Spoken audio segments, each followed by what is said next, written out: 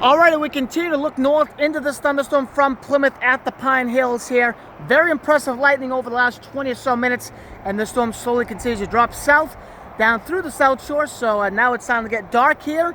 That means it's going to be great for videos of lightning.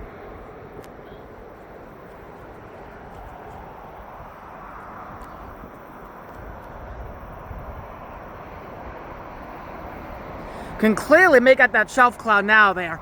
Clearly, that is the shelf cloud associated with this severe thunderstorm.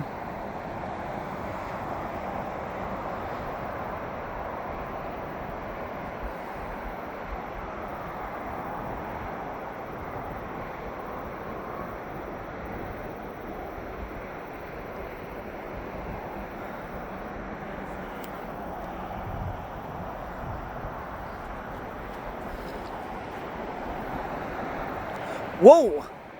Just missed it there. Spider leg thunderstorm and lightning. Oh my gosh.